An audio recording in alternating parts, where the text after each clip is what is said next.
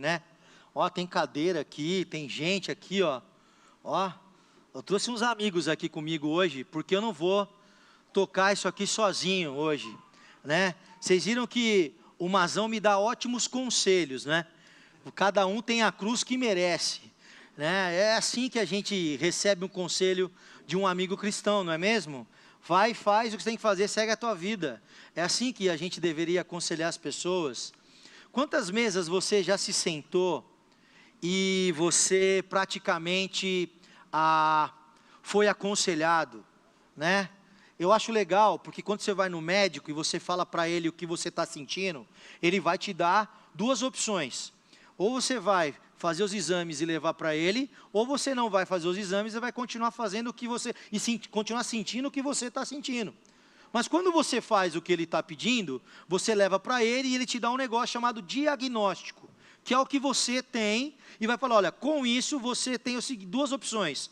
Ou você cumpre esse tratamento, ou não cumpre, e você vai continuar vivendo do mesmo jeito, com os seus problemas, dores, etc. e tal. A gente está nessa série que fala Eu Sou Casa, e essa série não é sobre prédio, é sobre coração, é sobre a gente entender que a expansão dessa casa começa dentro de nós, tá? E começa primeiro em nós, para depois ser através de nós. Pode passar para o próximo? A gente vai falar hoje sobre um tema que chama auditórios cheios e mesas vazias. A gente vai discutir um pouquinho sobre qual que é o problema central de nós termos auditórios cheios e mesas vazias. A igreja moderna hoje, ela tem se tornado forte em eventos, cultos, conteúdos, mas ela tem se tornado cada vez mais fraca em comunhão verdadeira. E quando eu falo comunhão verdadeira, na sua cabeça você deve estar pensando assim, pô, mas a Movimento faz evento, acabamos de fazer um evento para as mulheres no dia de ontem, a Movimento também tem agenda, tem todas as coisas que elas fazem, as suas atividades, diversos conteúdos, mas o que eu estou querendo dizer para você aqui nessa manhã, é que quando tudo isso, ao invés de servir para nos aproximar de Deus, acaba nos afastando e nos tornando, no quê? Em consumidores religiosos. Ao invés desses momentos que deveriam servir de mesa para criar um ambiente onde podemos nos aprofundar em relacionamento, nos conhecer mais, compartilhar fraquezas, falar de nós mesmos, esses eventos acabam nos afastando, tornando crentes, comunidade superficial. Pode passar para o próximo. Nós temos culto, mas nós não temos mesa. As pessoas, pode passar, vivem sozinhas. As pessoas também escondem dores. As pessoas não criam vínculos reais. E as pessoas, elas perderam a prática de vida compartilhada. Se a gente for honesto, todos nós carregamos algum tipo de trauma. Todos nós aqui vivemos muitas vezes como uma persona, e não como a identidade de quem nós somos, né? Vocês viram o Mazão aqui, o jeitão dele, é o mesmo jeito, só tem algumas palavras que ele muda quando ele fala comigo, tá? Mas às vezes a gente tem algum trauma que vem de infância, que vem do trabalho, outros até mesmo de relacionamentos dentro de uma comunidade, dentro de uma igreja, traumas que ficaram e nos machucam constantemente. Muita gente cresce ouvindo que não é suficiente, que você não é bom, que não era para ser assim, né? E existem pessoas que muito cedo também são rejeitadas pelos pais, por relacionamentos, rejeitadas pelos seus filhos, né? E quando alguém vive assim, essas características começam a surgir. Eu queria que você pensasse, pode passar o próximo, nessa frase: o evangelho passou a ser algo assistido e não algo vivido em comunidade. Ali a gente tem uma família assistindo um culto, do outro lado a gente tem pessoas olhando seus Instagrams, ali tem uma tela ali do lado da menina mostrando o Instagram dela, que representa exatamente as pessoas olhando o Instagram e vendo como tem pessoas falando de fé, falando de Deus, compartilhando eventos de cultos, e a gente faz isso também. Quantos de nós hoje já não tirou uma foto e postou no Instagram? Quantos de nós não filmou louvor e postou no Instagram? Quantos de nós não replicou que vai ter um culto na nossa igreja? E está tudo bem. Desde que isso não seja algo somente assistido. Porque tem muita gente que faz tudo isso, mas não se aprofunda em relacionamento real.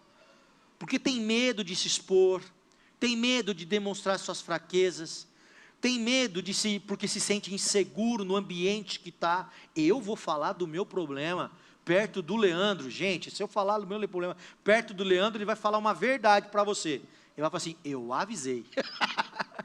Mas se você sente esse medo inseguro, eu entendo você, eu estou do seu lado, mas eu queria pedir para você hoje uma chance para que Deus fale, como falou no meu coração, fale no seu coração.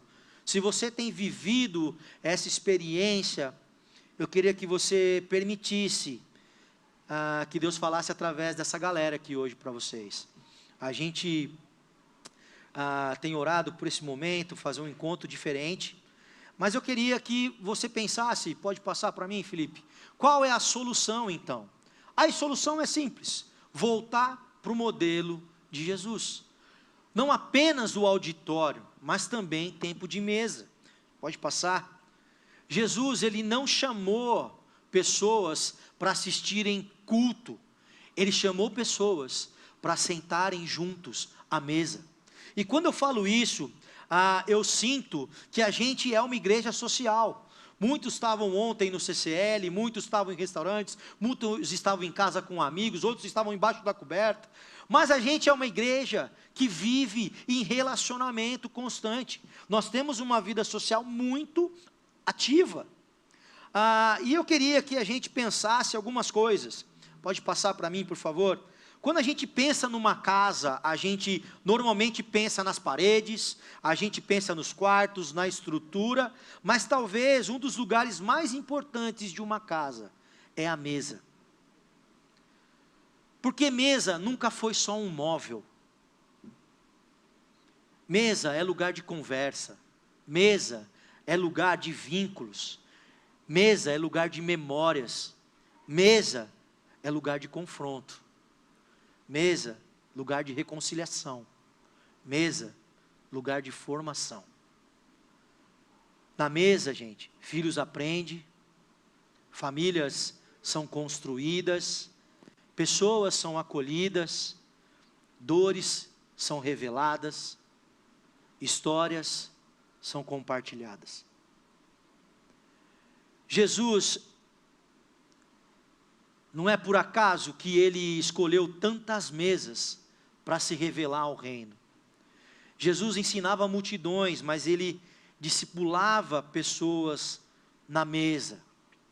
Ele tinha algo muito peculiar, porque ele sentava com pecadores, sentava com pessoas improváveis, ele sentava com religiosos, ele sentava com seus amigos, ele sentava com seus discípulos e até com Judas. Pode passar o próximo.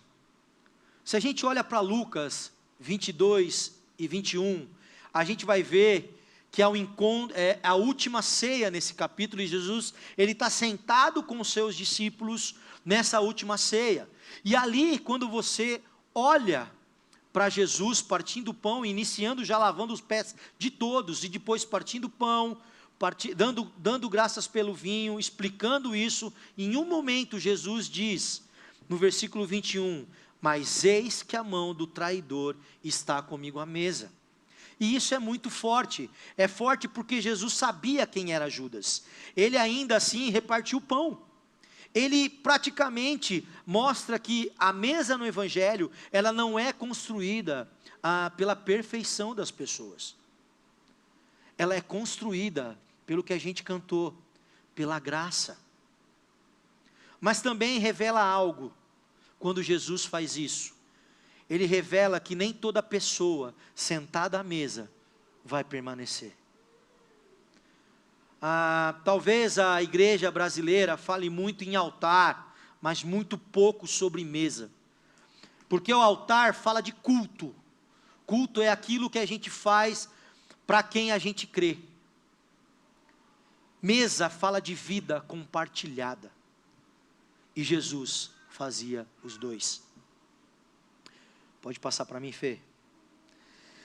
A igreja brasileira tem se tornado especialistas em cultos. Pode passar, mais um. Mas ela tem ficado fraca, pode voltar, perdão, passei errado. Mas tem se tornado fracos em compartilhar as coisas. Hoje as igrejas estão cheias, cultos lotados, toda a tecnologia possível, tem até drone dentro da igreja, tem cadeira que faz massagem, né? Você tem até drive-thru de oração hoje nas igrejas, né? Se você nunca viu, eu vi. Mas também a gente tem pessoas sozinhas, a gente tem casamentos quebrados, a gente tem pessoas emocionalmente cansadas, a gente tem irmãos que se sentam lado a lado, todo encontro, e não conhecem a dor um do outro, e às vezes nem mesmo o nome. A gente tem auditórios cheios e mesas vazias. Em Atos dos Apóstolos, capítulo 2 e 46, diariamente diz que os cristãos perseveraram unânimes no templo, partiam o pão em casa, e tomavam as suas refeições com alegria e singeleza de coração. O evangelho ele não acontecia só no templo, ele acontecia de casa em casa, nas refeições, nas mesas, na comunhão, na vida compartilhada. E olha, eu vou falar para vocês, não tinha Instagram naquela época, e eles já compartilhavam a vida deles. Pode passar para mim o próximo, Fê? A igreja, ela fala do amor, mas ela escolhe quem merece sentar. Quem merece sentar. A gente tem essa peculiaridade. Se alguém não pensa igual a mim, eu não sento com ele. Se alguém não veste a mesma paleta de cores que eu não vou sentar. Olha, se alguém não gosta de vinho, não conversa comigo. Olha, se alguém não faz pilates, não conversa com a minha esposa. Tá?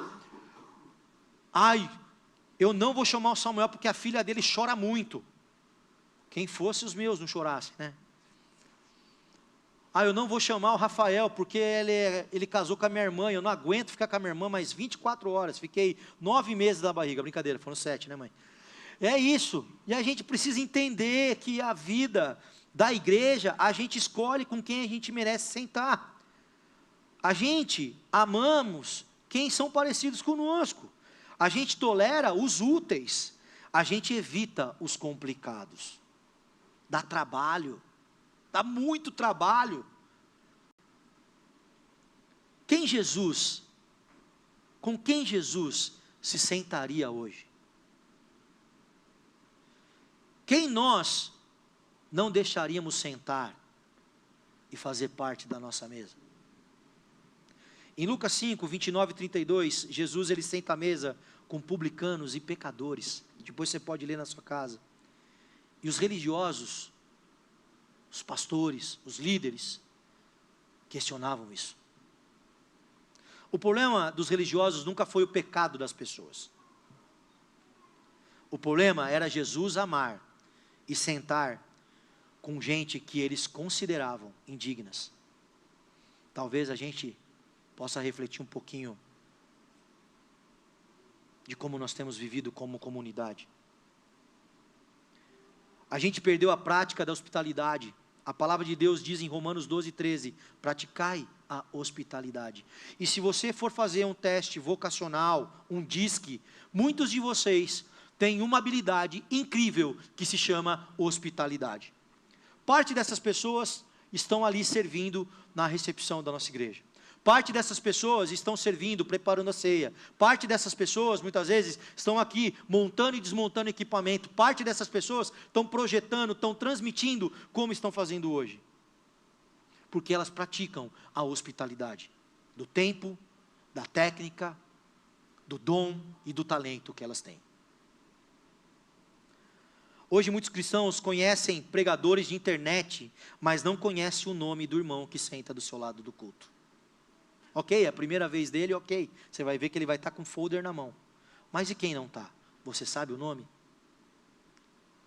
Às vezes a mesa virou aparência, a mesa virou status, a mesa virou foto de Instagram, a mesa virou performance. Mas no Evangelho com Jesus, na base de Jesus, o Evangelho é estar presente. O evangelho não acontece só no púlpito, no culto. O evangelho, ele acontece na vida. Talvez alguns dos momentos mais poderosos do evangelho não aconteceram no templo, mas aconteceram em uma refeição. Pode passar, Fê, para mim, por favor? Em Lucas 19, 5 e 7, quem se lembra desse cara? Zaqueu. Zaqueu sobe numa árvore para ver Jesus. Jesus está passando porque ele queria ver Jesus. E Jesus faz algo muito, mas muito impressionante. Jesus para e ele olha para Zaqueu e fala: Zaqueu, desce depressa, porque eu vou na sua casa jantar com você. Quantas pessoas te olham e te observam e você nem sequer deu bom dia? Passam do seu lado e você nem sequer fala: tá tudo bem? A resposta automática, uma vez o Bruno falou, tá tudo bem. Tá nada. Tá nada. Sabe por quê? Porque a gente quer viver de aparência. A gente tem medo de expor, falar que, olha, eu briguei com a minha mulher, eu não tive uma noite boa. Perguntei para o Brooks hoje de manhã, cara, tá tudo bem, você está só com sono? Ele falou, não é só sono não.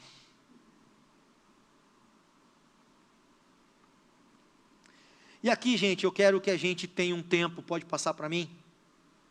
Um tempo de mesa juntos, e é por isso que eu chamei meus amigos, meus irmãos, de uma forma diferente hoje. Eu agradeço a todos vocês, tá? A Thaís, a esposa do Rogério, mãe da Paola, mãe da Mariana, faz parte da comunidade aqui. A Thaís serve também num ministério muito lindo, que é o Acampamento Se Liga, está com a gente no nosso pequeno grupo.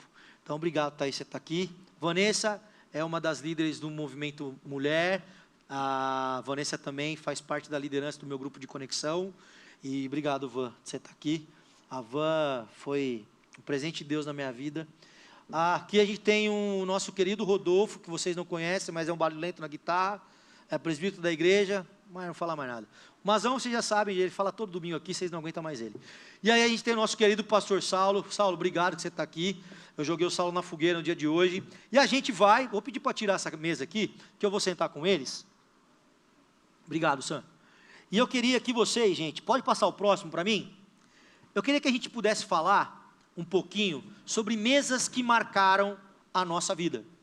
E mesas que marcaram a nossa vida, mediante a tudo isso que eu falei agora nessa introdução, eu queria que vocês me falassem alguma mesa. Você não precisa responder as 4 perguntas, mas eu gostaria que vocês olhassem ali. A gente tem: qual mesa marcou sua vida? Qual conversa numa mesa você nunca esqueceu? Quem te chamou para uma mesa saudável? Que pessoa discipulou você sem você perceber? Você já esteve em uma mesa ou um ambiente onde experimentou o evangelho sendo vivido de verdade? Você não precisa responder as 4, mas eu queria que, se vocês tiverem alguma experiência dessa, pudesse compartilhar com a gente nessa manhã. Pode falar um de cada vez, não precisa falar todo mundo junto, tá? Mas você quer começar? Vou começar. Começa, Mazão. Qual mesa marcou a minha vida, assim, né? Eu lembro que quando eu comecei a cuidar mais das pessoas que vêm visitar movimento, eu que tenho costume de mandar mensagem, eu que falo com as pessoas, eu gosto, né? O coach até fica bravo comigo, né? Que termina aqui a oração, ele quer tocar, eu quero estar lá na porta cumprimentando a galera. E eu lembro que uma vez chegou aqui na igreja a dona Cecília, ela veio com as netas, e foi assim, foi bem legal, porque conversando com ela, eu vi que ela era uma senhora muito simpática, assim, né? E a carência que ela tinha de Jesus e de pessoas para conversar. Aí um dia ela falou assim para mim: vai lá em casa para a gente bater um papo. Sim. Falei: não, vamos lá, né? Eu tenho costume, né, tomar café com a turma da igreja. E aí eu falei assim para a Thalita, falei: amor, marquei com ela 6h30. Então assim, 7h30 eu tô saindo de lá, venho para casa e janto, né? Perfeito. Tá bom, cheguei, tava chovendo. Cheguei na casa dela, tinha um banquete assim, ó, uma mesa. Eu parei assim, ó, ela falou assim para mim: fiz para você. Eu falei: dona Cecília do céu. E era muita comida. Aí eu tirei uma foto, mandei pra Thalita, falei: amor, eu acho que eu vou jantar por aqui. E a foto assim, eu não tenho nem como contar, mas tinha tanta coisa. Eu levei bolo uma hora para casa. Mas assim, o que me marcou foi o carinho que ela me recebeu sem me conhecer. Ela nunca tinha falado assim tão intimamente comigo. Ela abriu o coração, falou dos problemas que ela tinha com o marido. Ela contou da história da filha dela, ela contou quando eles saíram da igreja que eles frequentavam. E aquele bate-papo foi tão gostoso que eu falei assim para ela no final: Dona Cecília, parece casa de vó. Quando você ficava assim, vamos na casa... A mãe chegava, né? Vamos na casa da sua avó? Aí você lembrava: nossa, na casa da minha avó tem as coisas gostosas para comer. Os que minha mãe... do armário, né, Mazão? Meu, e assim, era muita coisa. E eu lembro que sentou todo mundo em volta da mesa assim. Tava ela com o marido, tava a Marina com o marido. Nossa, tinha muita gente. E aquele monte de pão de queijo, no seu... Nossa! E no final eu falei isso para ela, assim: Dona Cecília, o que me marca, e eu quero agradecer a senhora, que eu vim sem... Assim, você vai... Quando você vai bater papo com uma pessoa, você não sabe o que vai acontecer. Eu sempre oro e falo: Deus, me usa, que eu possa ouvir, e se eu tiver que falar, bota as palavras aqui no meu coração para eu falar do Senhor, não de mim. Legal. E aí ela acabou me abençoando nessa noite, né? E foi assim, eu saí de lá assim, tipo, ricamente abençoado. Mais alguém passou por isso, alguma coisa assim? Lembra? Quer compartilhar ou quer ir para alguma outra? Eu vou falar para vocês, né? Eu tive uma pessoa que me discipulou sem eu perceber que eu estava sendo discipulado, né? Eu tocava com um missionário e uma vez ele mudou para a mesma cidade que eu morava, que é Piracicaba, e ele me chamou para ir para a casa dele. Ia ter jogo, adivinha, do Palmeiras, né? Que lindo, né? Eu acabei indo para a casa dele, a gente começou a assistir o jogo do Palmeiras. Não lembro se o Palmeiras perdeu, ganhou, com certeza perdeu.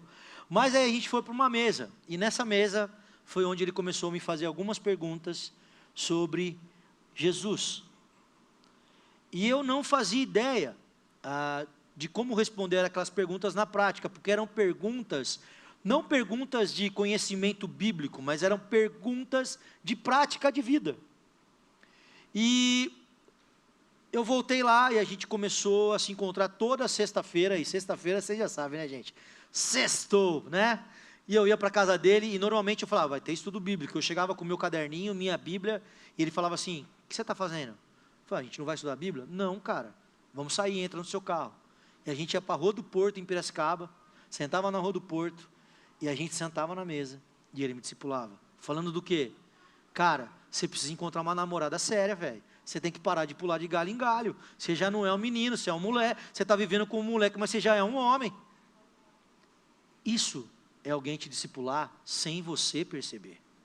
Porque discipulado tem muito mais a ver com mesa do que estudar a Bíblia. Mais alguém? Fala, Thaís. Ai, derrubei a água.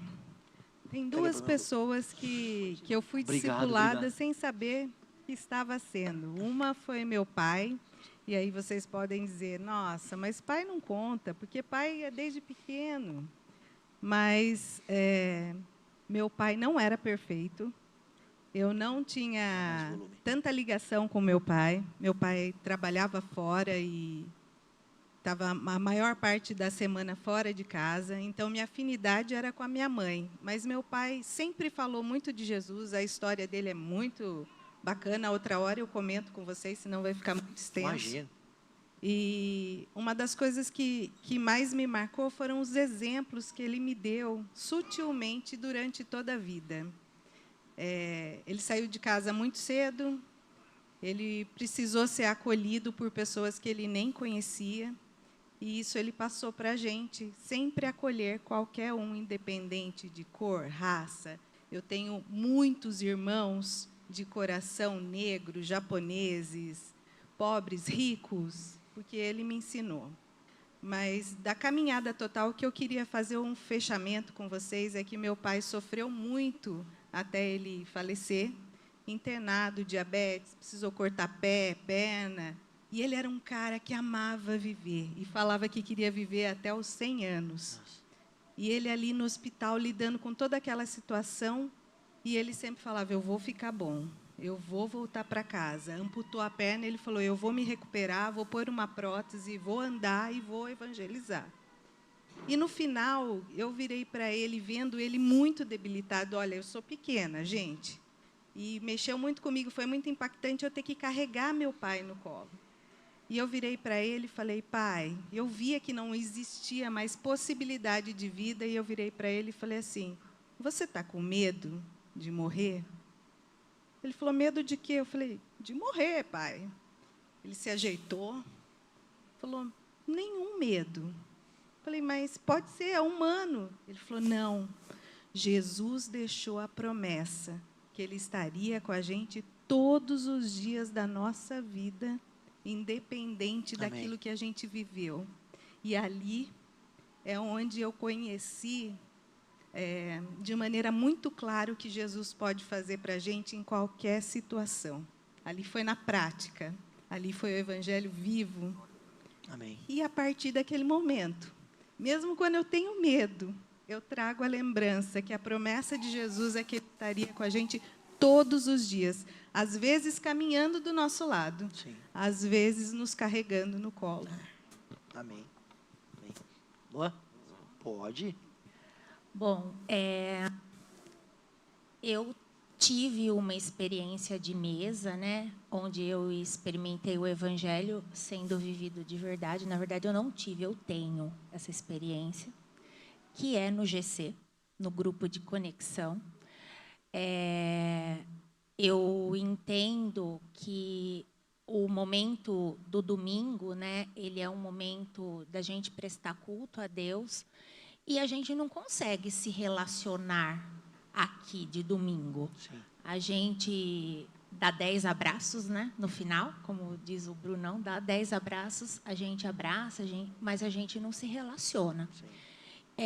E eu entendo também que a gente só consegue se relacionar com os irmãos da igreja, num primeiro momento, de 3 formas. Ou num grupo de conexão, ou num grupo de homens, de mulheres, que a igreja oferece, ou servindo. Que aí você está servindo, você está com outro amigo, você está... Se não for assim, não é uma coisa profunda. Você não consegue se relacionar, você não consegue viver o Evangelho de verdade compartilhado. Sim. Você não consegue crescer, né? Então, eu tenho esse tempo de mesa, é indescritível, é enriquecedor. O quanto já choramos, o quanto já compartilhamos momentos difíceis. Eu estou com 2 queridos aqui do meu GC. O quanto um apoia o outro, o quanto a gente se preocupa, o quanto a gente ora um pelo outro. Quando eu não tenho forças para orar, tem os meus irmãos orando por mim e vice-versa. Então, o GC é um evangelho sendo vivido de verdade, assim como os grupos e assim como servir. Sim. E é engraçado que no grupo da Vanessa a gente tem 2 Tiagos, 2 Betos, e graças a Deus a gente não tem 2 Wernerson. Se a gente tivesse 2 Wernerson no grupo, aí não dava, aí ia ser pesado demais. Depois vocês perguntam, 2 Beto, 1 Beto é o marido da Vanessa, né? Tiago, tem eu e o Tiago Luz, né? Tiago Luz, né? Isso, né? Tiago Luz. E a gente é um grupo de peso lá mesmo, literalmente, né? Inclusive 2 Masterchefs, inclusive, o Barbosa e o Beto. Cozinha pra caramba. Coisa né? fina, viu? Que o Thiago leva comida boa também, né? Pois não. Mas, gente, pensando nessa questão de mesas que marcaram, para a gente seguir para um próximo bloco, vocês têm mais alguma coisa que queiram compartilhar sobre isso, que marcaram vocês ou não? Fica à vontade. Qual conversa numa mesa você nunca esqueceu? Eu tive... Cafran? Cafran, você tem todo inúmeras, dia, né? assim, várias, né? Sabe. Boas e algumas não tão boas, né? Mas ela é uma benção. Amém. Glória a Deus pela minha esposa. Graças a Deus. Mas foi com o pastor Hugo. Pastor Hugo. Quando eu estava me achegando no movimento, isso há 11 anos atrás, e eu estava desigrejado há 4 anos. E eu estava muito ferido. Não apenas eu, mas a minha esposa também, a Fran. Nossa família tinha vindo aí de problemas eclesiásticos, né, em uma outra igreja. E a gente estava muito ferido, apesar de 4 anos pós, né, dos acontecidos. E aí Mazão chegou na minha vida junto com o Branco, naquela noite fatídica. Onde você estava? Nós estávamos num show de heavy metal. Heavy metal, lá em Limeira. Era banda gospel? Era uma banda meio gospel. Sei. Tá. Mais ou menos gospel, né? Sei. Um deles está se convertendo para valer, né? Glória a Deus. Aleluia. E, Você aceitou Jesus lá, cara?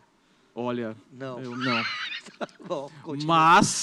Mas Jesus me chamou naquela madrugada, com Tinha alguém da certeza. movimento lá no dia do show? Tava o Mazão, tava o branco. Quem mais? O branco? O branco. O presbítero e o tesoureiro da igreja estavam no show de heavy Justamente. metal. E Tá. foi muito, muito impactante como eu fui abordado.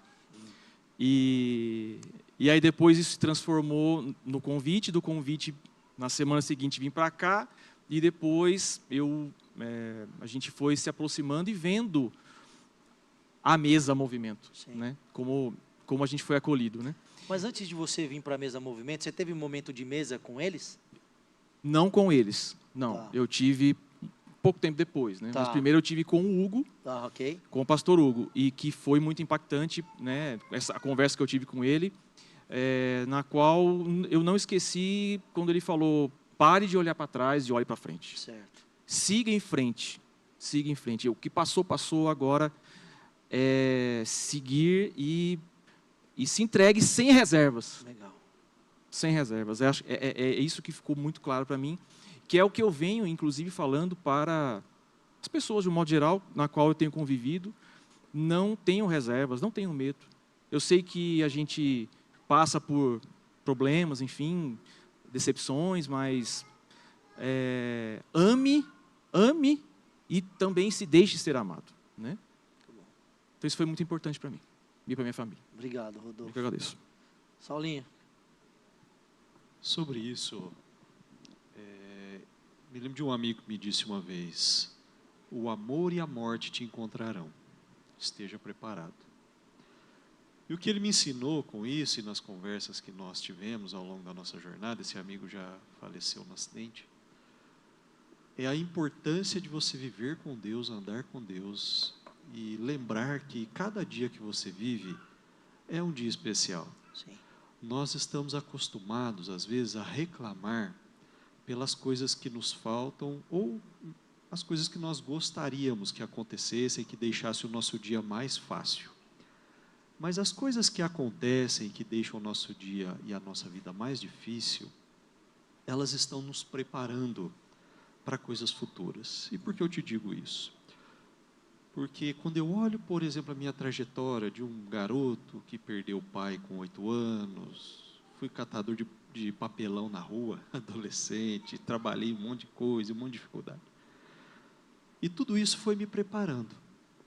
E o momento que me marcou, e eu já contei esse momento numa mensagem na Movimento, foi no meu primeiro ano de pastorado, e eu estava lá sozinho na igreja, lá em Minas Gerais, na minha Terra Santa, e o telefone tocou, e eu sabia quem era, quando atendi, reconheci pela voz, e essa pessoa, ela vinha já de muitos problemas psicológicos aí ao longo dos anos que a gente acompanhava, e ela me disse: ó, pastor, eu queria falar com você, porque você é a última pessoa que eu vou falar, porque eu vou encerrar a minha vida agora.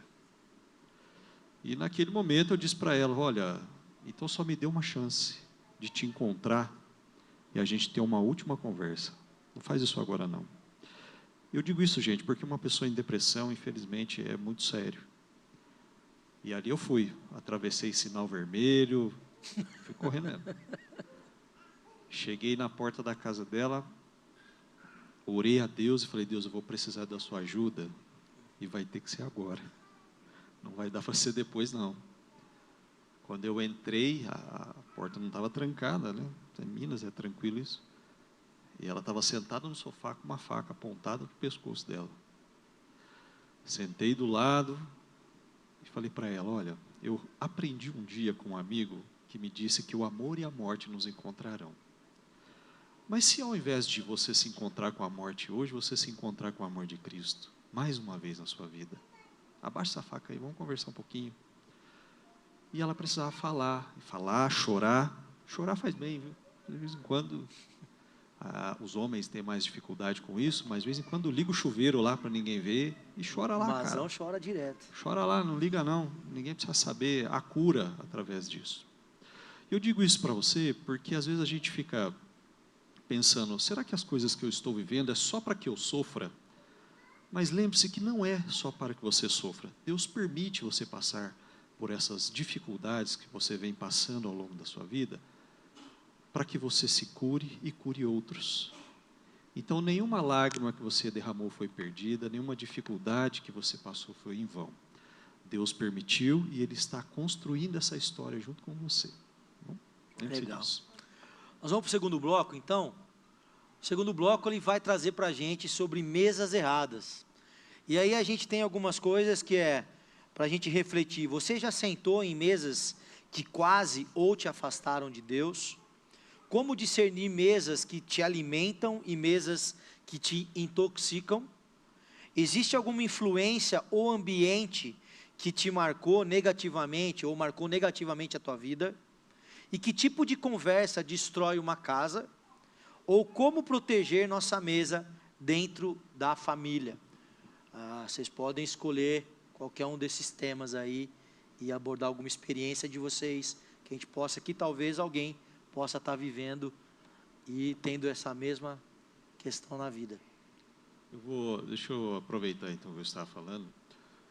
É importante a gente pensar que há um consenso, pelo menos dentre os coaches aí, os estudiosos, de que você pode ser resumido o seu comportamento na sociedade de acordo com as pessoas que você mais convive, que é inevitável que você sofra influência.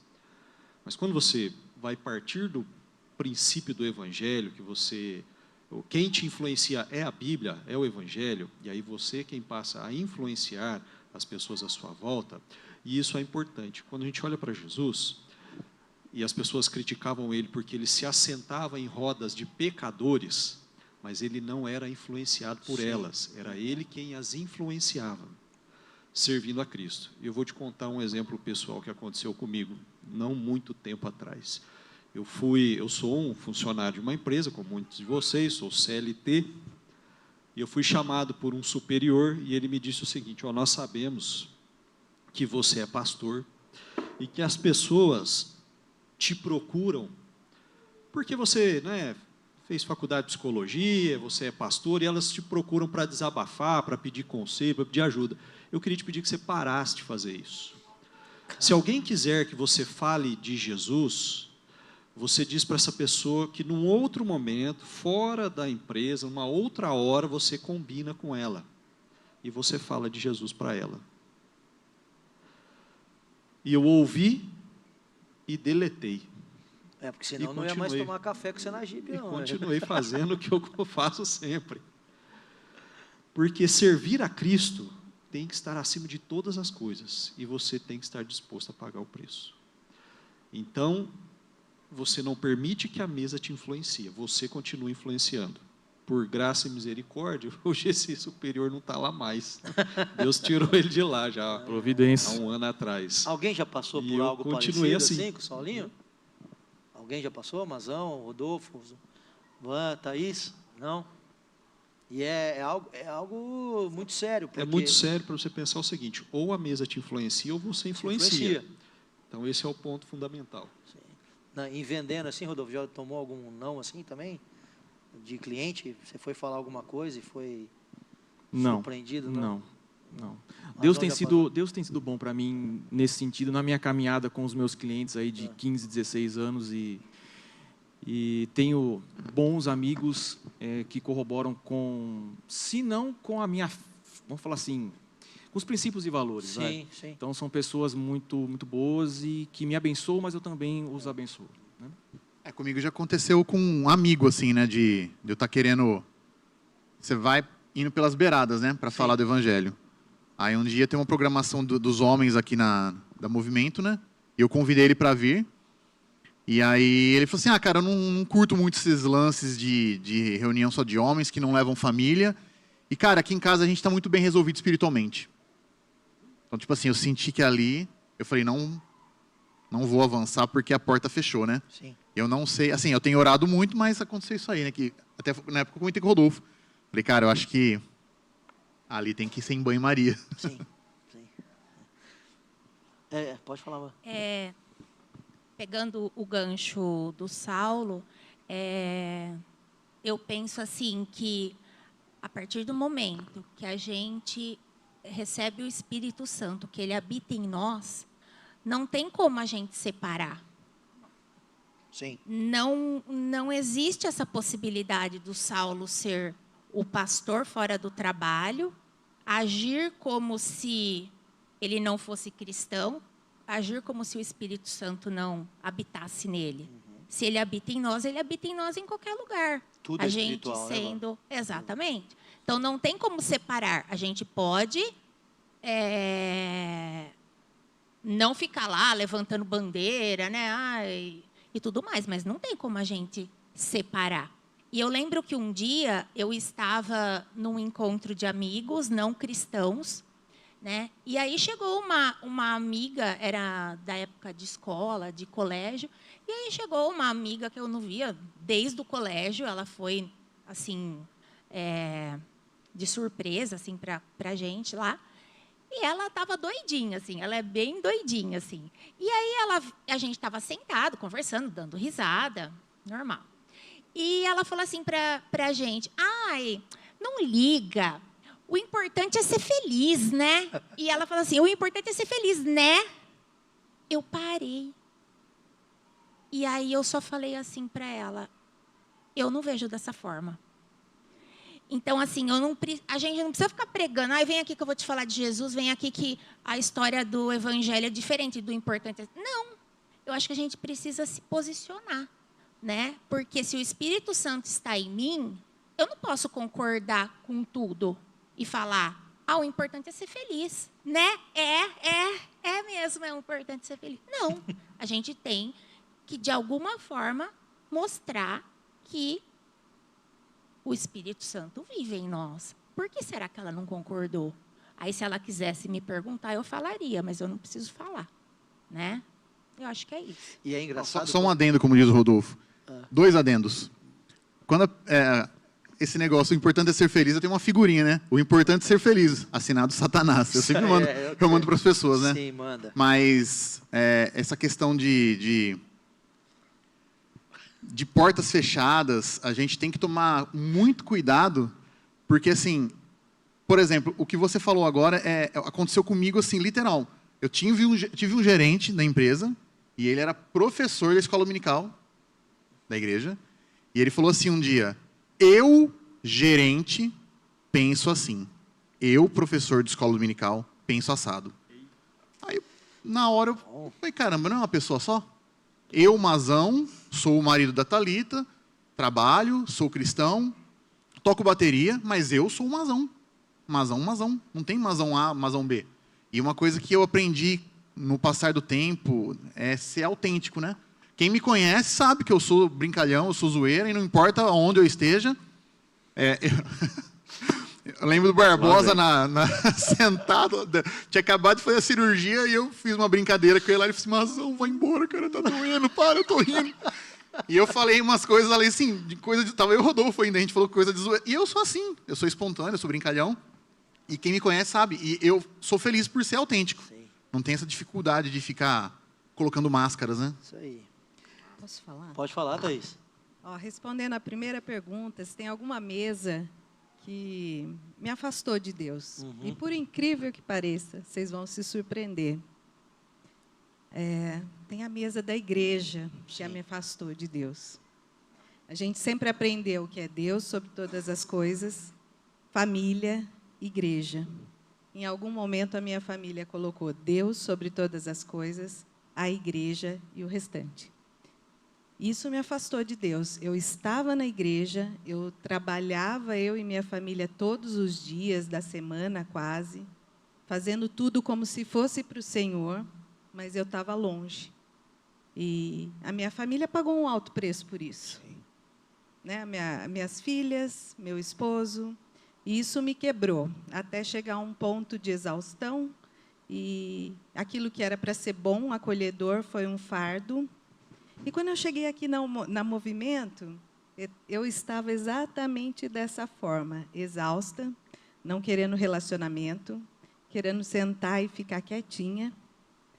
E hoje eu me emocionei muito com a letra, porque a casa é a que traz esperança e que traz recomeço. A mesma casa, né? Nós estamos falando aqui, a mesma casa que talvez me afastou de Deus lá, a esperança. Hoje eu estou aqui na casa de Sim, Deus de novo. sim.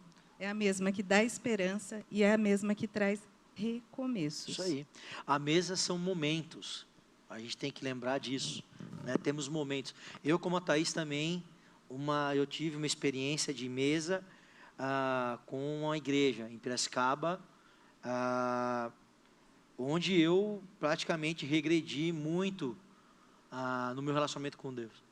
Onde eu vivia mais uma vida de oba-oba com a galera, estar junto, passear, curtir, se divertir, mas você compartilhar do que Jesus está fazendo na sua vida era muito raso. E muitas vezes, quando acontecia isso, era algo que praticamente trazia para a gente muita superficialidade. Era algo muito, como o Mazão falou, não tinha autenticidade sobre isso, né? Então, esse é um ponto, tá? Alguém quer compartilhar mais sobre as mesas erradas, para a gente ir para o terceiro bloco aqui, e a gente vai seguindo para o final. Obrigado. Vamos para o terceiro bloco, então, Filipão. Igreja, comunhão e autenticidade. Acabamos de puxar esse gancho e você acha que a igreja brasileira, ela desaprendeu a viver comunidade? Por que temos tanta conexão online e tão pouca mesa? Por que é mais fácil postar versículo do que abrir a nossa casa? Você acha que a igreja virou um ambiente onde as pessoas precisam parecer estar bem? Porque muitos cristãos escondem suas dores e tentam vencê-las, né, sozinhos. E aí vocês podem falar até de vocês, se vocês quiserem. Pode. Tá ligado? Eu não acho que os cristãos, eles tentam esconder suas dores. Eu acho que eles não têm oportunidade de expor as dores, né? Muitas vezes. Sim. Por quê? Porque eles vêm aqui, assistem o culto, vão embora e voltam no outro domingo. Posso dizer? Opa, tá cortando aqui. Pode dizer que só vem aqui? Podemos dizer, só vem aqui. Só vem aqui. Só no domingo. Então, assim, quando eu já tive nessa condição, Sim, né? sim. Nessa situação, e eu não tinha como expor minha dor. Como que eu vou chegar... Raquel, não, que eu conheço. Então, chegar, vamos supor, não conheço a Thaís. Vem aqui, preciso falar com Um negócio você. te contar um problema da minha vida, preciso expor minha dor. Não tem como, gente. Nos 10 abraços que a gente dá no fim do culto, sortear um para falar da nossa vida, das nossas dores. E eu também entendo que é uma coisa a ser construída. Sim. Não é uma coisa que no primeiro encontro a gente já vai abrindo nosso coração. Às vezes até abre, né? Então, eu tento vencer sozinho, porque é a única situação que lhe cabe daquela forma, né? Não compartilhando de outros momentos com as pessoas que podem ajudá-lo, ou que a própria pessoa pode ajudar, porque às vezes você vai contar sua dor para alguém e, ao invés da pessoa te ajudar, você que está ajudando ela, porque às vezes a gente mais aprende do que... É uma troca, né? É isso. Uma coisa que eu vejo, assim, eu penso na igreja, se ela desaprendeu a viver como comunidade, né? Eu acho que a igreja, ela não perdeu, ela não desaprendeu, mas ela não está olhando mais, por exemplo, de como Jesus vivia, não é? Eu acho que quando a gente olha, por exemplo, eu falei de Zaqueu, né? Zaqueu subiu numa árvore para ver quem? Jesus, não é? Eu entendo que muitas vezes a igreja, ela não está se parecendo com Jesus. Ela está se parecendo com qualquer outra coisa, ela está pregando qualquer outra coisa, menos Jesus. E eu acho que aí, né, o Brunão fala muito isso no culto, que não é as secas ou que prende as pessoas, mas é o alimento, né? E eu vejo que muitas vezes a igreja brasileira não tem pregado o evangelho, tem pregado qualquer outra coisa. Tem um livro que fala sobre o que fizeram do evangelho, eu gosto muito, que é do David Nicholas, que ele fala que as igrejas estão pregando qualquer uma outra coisa, menos Jesus, né? Vocês sentem a mesma coisa? Vocês conseguem, olhando ao seu redor e tal, vocês conseguem enxergar isso, né, nas igrejas ou não, hoje? Cara, o que eu tenho percebido é o seguinte, e eu falo muito isso no meu grupo de conexão. Tem muitas pessoas que chegam na igreja, vêm na igreja e falam assim, eu queria ouvir uma palavra que edifica, uma palavra que me levanta, que me faz sentir bem quando eu passo por aquela porta e fico edificado pelo Espírito Santo. Só que, quando vem a marretada, pastor falou um negócio ali que me doeu. Espana. Não dá. Não, esse pastor aí, e não estou falando só do Brunão, não. Quantas vezes o Saulinho pregou, quantas vezes o Thiago pregou. O Saulinho bate, né? Quantas vezes o Ener que não era pastor, ele falava coisa que eu ficava pensando, eu falava assim, meu Deus, para onde eu estou indo com a minha vida? E será que isso que ele está falando está me incomodando? Porque eu fui formado através de internet, através de livros não cristãos, ou através de, de algum ensino que está indo contra o teu evangelho, e quando eu ouço o teu evangelho, aquilo me confronta, me incomoda? Então eu vejo assim, eu falei no meu grupo aqui terça-feira, prefiro 1000 vezes uma igreja vazia, mas com qualidade, do que uma igreja cheia de pessoas ocas, que vêm porque o ambiente é gostoso, porque a música é bonita, e porque tem um coach gospel aqui, falando e massageando teu ego. É assim, cara, você consegue, você pode, você chega lá. E o evangelho, eu sempre falo muito no meu grupo, porque é o que eu sempre falo. Quando um ferreiro vai fazer uma faca, o que ele faz primeiro? Bota no fogo, fica por horas, ele tira do fogo, ele pega a marreta, ele desce a marreta, moldou, vai afiar, bota lá no esmeril, lá e fica, tal, até aquilo ficar pronto. Olha o processo. Só que as pessoas hoje na igreja, elas não querem passar pelo processo. Elas querem chegar no finalmente. E aí, chegam pessoas com má formação, ou com promessas de pastores que pregou que não está no evangelho. Ontem eu vi, o Hernandes falou isso aí. Muitos pastores pregam que está na Bíblia, as pessoas acreditam, e aí aquilo não acontece, ela sai da igreja falando, mas o pastor falou que Deus ia fazer na minha vida e não fez. Então, isso acontece muito, infelizmente, na igreja brasileira. Quem quer falar alguma coisa? O evangelho dói, né? E a igreja cristã, não na sua totalidade, lógico, né? Mas ela anda muito mística também. Sim. Né? E querendo que num estalar de dedos as coisas aconteçam, né? E não é assim. E muito consumismo, né? As pessoas vêm, é o tal do fast food, também religioso, né? Na questão religiosa. Então a gente pode falar que a igreja brasileira não tem gerado discípulos, tem gerado consumidores? Consumidores. Vocês concordam? Eu só queria fazer um contraponto, lembrando aqui também, que as pessoas, se chegam à igreja, às vezes são muito julgadas. Sim. Jesus acolhia. Né? Exato. Então, às vezes, a igreja em si aponta o pecado do outro, a falha do outro, e esquece de olhar para si, né? Para si, né? Então, a gente tem um lema lá no nosso GC, que é o que falar aqui, fica aqui. Fica aqui. Então, a gente pode desabafar. Esses dias a gente pode aconselhar e falar, não vai por aí. Mas não é todo ambiente que é saudável para fazer isso, porque as pessoas não estão preparadas para acolher, né? Como Jesus fez.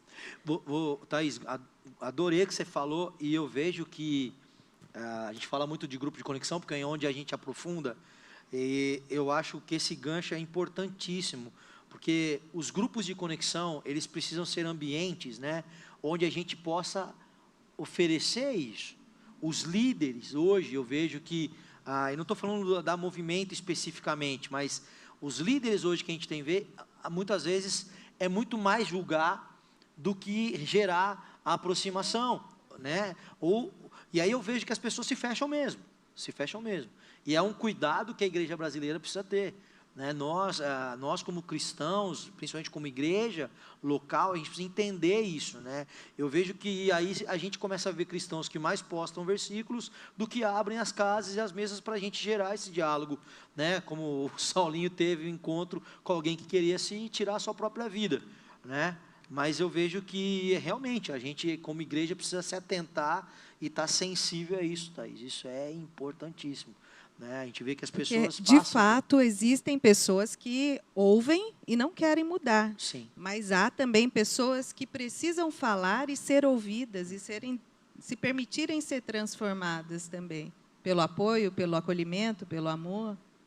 Eu vou para o próximo slide, porque ele tem a ver com esse papo reto, e eu queria perguntar para vocês, que vocês pudessem me dizer, o que você acha que Jesus se sente, você acha que Jesus, né, se sentiria confortável nas nossas mesas hoje? Essa é uma pergunta para mim e para vocês. Vocês acham que Jesus estaria confortável, se sentiria confortável nas nossas mesas hoje? Com os assuntos e papos que nós temos? Eu tenho uma frase que eu gosto muito de falar ela, que nós precisamos orar e ler a Bíblia todos os dias, porque de ovelha e lobo, todos nós temos um pouco. Então, não é uma questão de Jesus se sentir confortável ou não, ele é Jesus. A questão é, eu estou buscando ser ovelha de Cristo ou estou deixando o lobo que há dentro de mim, né, tomar lugar? Então, penso que vai nessa medida. Se de fato você só lembra de orar, louvar a Deus, adorar a Deus no domingo, o lobo dentro de você vai tomar o lugar. Sim. E isso vai te afastar do Evangelho, isso vai te afastar de Cristo, isso vai te colocar dentro do cenário do pecado. Então esse é um ponto de atenção diária para todos nós. Bom, mais alguém? Quer compartilhar aí? A música do Baruch fala, né? Livra-me de mim, né? Livra-me O que de o Saulinho mim. falou é verdade. A Perdão. gente tem esse... Uma coisa que o Bruno falou aqui uma vez e ficou guardado. É injusto a nossa semana, por quê? A gente vem na igreja no domingo. Às vezes participamos de um grupo de conexão na semana. Então são 2 dias. Se nós não nos alimentarmos de leitura bíblica, se nós não tivermos o nosso momento de oração, e a gente ficar só consumindo recorte de internet, ou, eu vou assistir série, eu vou assistir um filme. Não é pecado assistir filme, assistir uma série, não é. Mas eu falo assim, o que você está alimentando a tua alma, a tua vida? E aí acaba sendo injusto, porque a gente vem na igreja, toma uma injeção aqui de evangelho no domingo, ou numa terça, numa quarta, que é um grupo de conexão, e passa o resto da semana ouvindo outras coisas, e aquilo às vezes começa a formar o teu caráter de uma forma muito sutil, e a gente não percebe. E quando vai perceber, a gente já está lá no fundo do poço. É injusto e desigual, inclusive, né? Porque é uma avalanche. O mundo é uma avalanche em cima da gente, né? Então a gente está sempre recebendo o entulho, a sujeira, o lixo que é o mundo, né? Então essa preparação diária, não apenas aos domingos, né? O domingo, gente, nós estarmos aqui é para nós entregarmos o nosso culto a Deus. E da semana, então é a preparação de segunda, aliás, de domingo a domingo, né? Para nós chegarmos aqui e entregarmos o nosso ápice, né, a Deus, né? Por isso. Só uma coisinha para terminar. Um adendo. Aqui. Mais um adendo, né? A última vez que eu fui na Chácara Primavera, o pastor Ricardo Agreste, na mensagem, ele falou algo que Jesus fala na oração do Pai Nosso. Venha o teu reino. A hora que ele falou aquilo, ele falou assim, gente, vocês têm noção do poder dessa palavra? Venha o teu reino. Meu casamento está com um problema? Deus, venha o teu reino para o meu casamento. Venha o teu reino para o meu trabalho. E eu tenho esse costume de, quando eu acordo de manhã, a primeira coisa que eu faço, abro a janela e agradeço a Deus. Deus, obrigado por mais uma manhã. Eu sempre oro. E agora eu incluí essa frase também. Eu oro, agradeço. Deus, venha o teu reino sobre o meu dia. E bora para frente. Estamos mais parecidos com Jesus ou com os religiosos que criticavam com quem ele sentava? E aqui é onde a gente separa os homens dos meninos, as meninas das mulheres, nesse tema, porque eu queria saber de você se você só tem sentado com pessoas da sua comunidade, ou se você tem aberto as suas mesas para receber pessoas que não são da sua comunidade. E esse é um ponto que separa nós hoje de uma igreja que é mais uma igreja, de ser uma igreja que parece com Jesus. Qual tem sido os seus contatos no WhatsApp nos últimos 3 dias? Quais têm sido as pessoas com quem você se relacionou nesses últimos 3 dias? Quais têm sido os papos que você tem tido nesses últimos 3 dias? Você se parece mais com os religiosos daquela época, ou você tem sido como Jesus, que senta em mesas que os religiosos criticam? Pode começar. Eu gosto muito de conversar, e uma das coisas que eu tenho experimentado na minha semana é conversar com pessoas diferentes no meu trabalho. E uma das pessoas que eu tenho conversado é um rapaz que ele é homossexual, e a gente tem compartilhado bastante sobre vida. E ele tem compartilhado sobre as decepções que ele tem tido com a família, não por ser homossexual, mas pelos desafios e sonhos que ele tem. E uma vez, um líder veio falar comigo. Ele falou assim: você não tem medo de que as pessoas vejam você com ele e achem que você é um homossexual? Eu falei: não. Tem um livro que chama Reformição, que é do Mark Driscoll. E Mark Driscoll estava para plantar uma igreja na sua cidade, onde ele nasceu.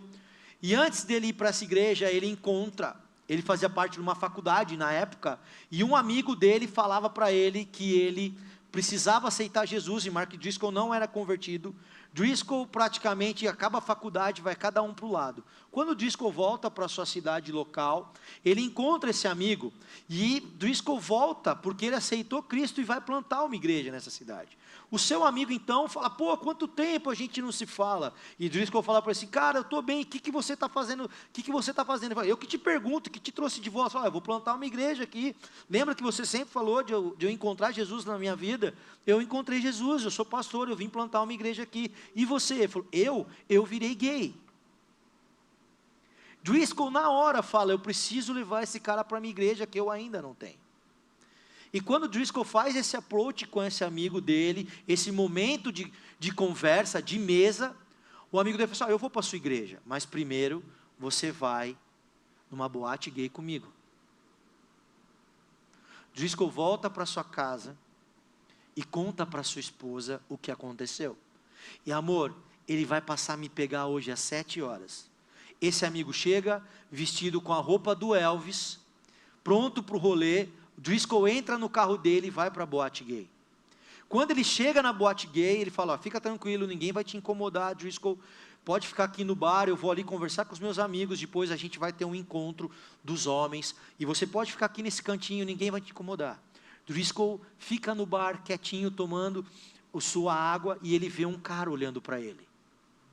E o cara olha de novo, e ele abaixa a cabeça, e esse cara começa a vir na direção dele, e ele começa a ficar suando frio. E quando esse cara chega, ele fala assim para ele: você é o Mark Driscoll? Eu sou. Ele falou assim: eu sou o carteiro da sua rua. Ele falou: meu Deus, o cara vai ver um pastor, que ele sabe que eu recebo as minhas correspondências, numa boate gay. Resumo, esse capítulo diz: se você está mais preocupado com o que os outros vão pensar de você, ou com a missão que Jesus te chamou para fazer.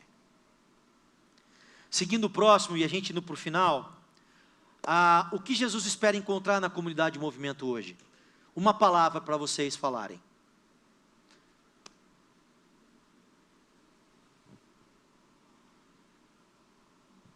Acolhimento. Fala aí, ó, não saiu. Vai. Acolhimento. Acolhimento. Mais uma. Comunhão. Comunhão. Comunhão. Saulinho. Era isso mesmo: acolhimento, comunhão, adoração. Vou abrir para vocês, pode falar. Fala mais alto. Resgate. Que mais? Quem falou aí? Não vi. Ó, o Nenê falou, nhé. Entrega. Amém. Amém. Entrega. Legal. Sinceridade. Sinceridade. Quebrantamento. Servir. Amém. Perdão.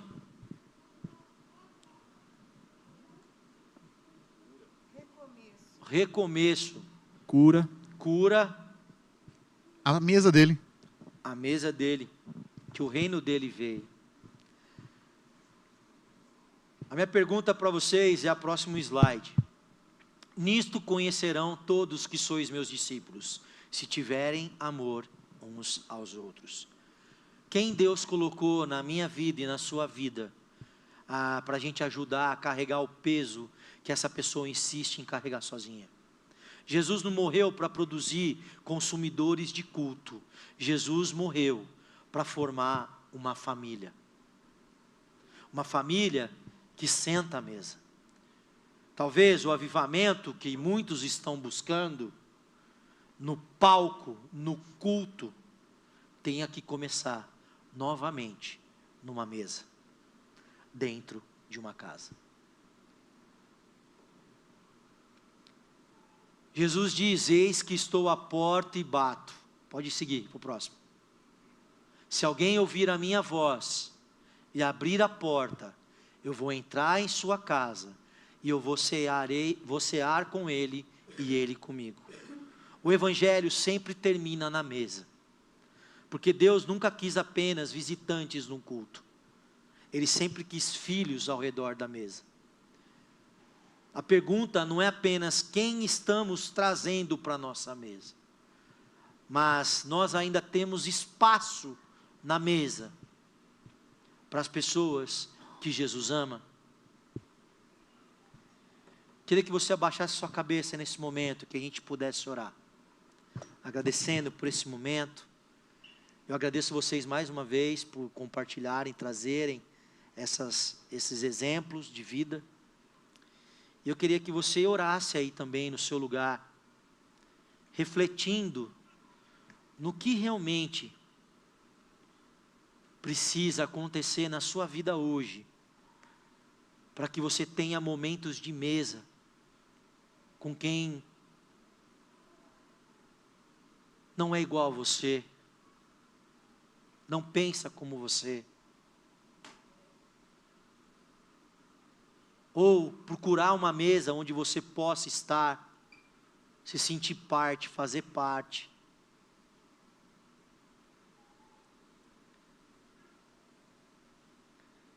Sair de uma pessoa que simplesmente passa de longe de mesas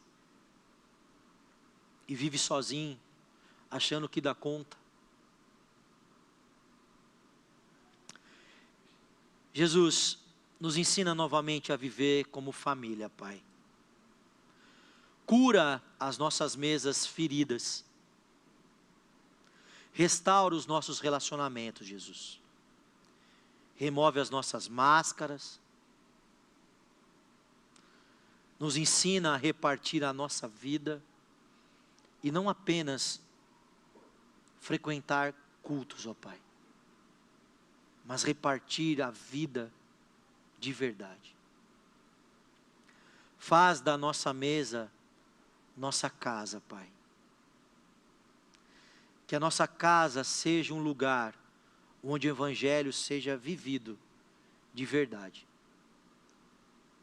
Vivido na simplicidade, não para uma foto de Instagram, mas de experiências vividas, experimentadas, compartilhadas,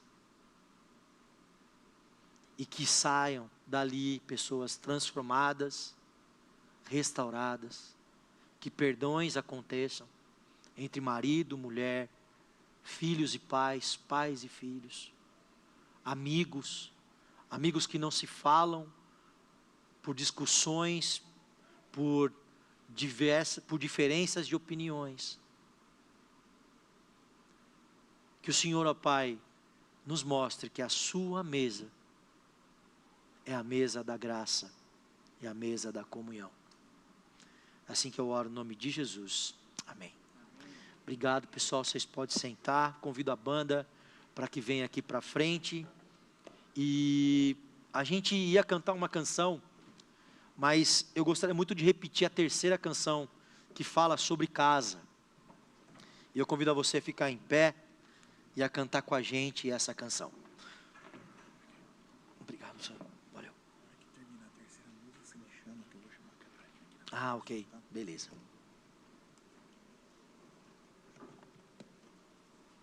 Obrigado, mano.